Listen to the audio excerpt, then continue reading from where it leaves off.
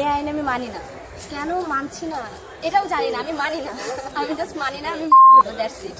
আমি এই আইনটাকে যথেষ্ট পজিটিভ সহকারে দেখছি, কারণ আমার যদি 10 জনকে খাওয়ানোর মতো ইনকাম তাহলে সে কে, তার থেকে অনুমতি নিতে হবে। আমি তো অবশ্যই 10টা বিয়ে করতে পারি, তাই না? আবার কি আমার বিয়ে আছে, আমি তো বিয়ে করবো। ইসলামের ক্ষেত্রে আছে যে কোনো একলা নারী বা এমন কোনো নারীকে যাকে স্বামী পরিত্যক্ত নারী অথবা মানে এমন অনেক কারণ আছে যেটা জন্য ইসলাম এটাকে জায়েজ করছে। তো এখন যদি আমার সাপোজ আমার হাজবেন্ড একটা সেকেন্ড বিয়ে করতে চাচ্ছে, আমি তাকে আমার কাছে পারমিশন চাইতে আসছে, এখন আমি তাকে কখনোই পারমিশন দিব না। আমার ক্ষেত্রে এটা যুক্তি সম্পূর্ণ লাগেনি, এখন বাকিটা আমি জানি না। সত্যি বিয়ে করতে আবার কিসের আইনের অনুমতি লাগে? আমি তো বিয়ে করবো, কেন তো অনুমতি লাগার দেখি না। আমি থাকতে কোনো দ্বিতীয় বিয়ে চলবে না। আমি শেষ, আমি প্রথম। আমি একমত না রায়ের সাথে। এটা প্লাস গ্রহণযোগ্য বা এটা আসলে ঠিক রায় বলে আমি মনে করতেছি না।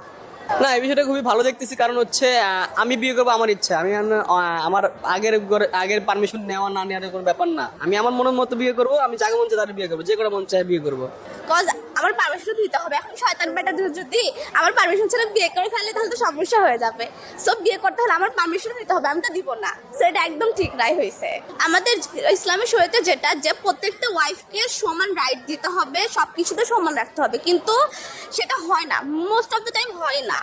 হয়তো বা ফার্স্ট ওয়াইফ বেশি প্রায়োরিটি পায়, সেকেন্ড ওয়াইফ পায় না, এরকম হয়, ইমব্যালেন্সটা থেকে যায়। সো এই ক্ষেত্রে বলবো যেটা, যদি হাজবেন্ড মেনটেন করতে পারে, ফার্স্ট ওয়াইফ যে তার যদি পারমিশন থাকে সেক্ষেত্রে বিয়ে করতে পারে, বাট আমার মনে হয় না মেয়েরা পারমিশন দিবে। দেখেন, বাংলাদেশের বর্তমান জেনারেশন যে পরিমাণে বিয়ে পাগল, যে পরিমাণে বিয়ে নিয়ে ফ্যান্টাসিতে ভোগে, আমার মতে তাদের জন্যে, অর্ধেক জনসংখ্যার জন্য এই জিনিসটা ভালো। তারা লাইক যাকে খুশি তাকে বিয়ে করতে পারবে, তাদের আর স্ত্রীর অনুমতি নেওয়া লাগবে না, যেটা কিনা আগে নেওয়া লাগতো।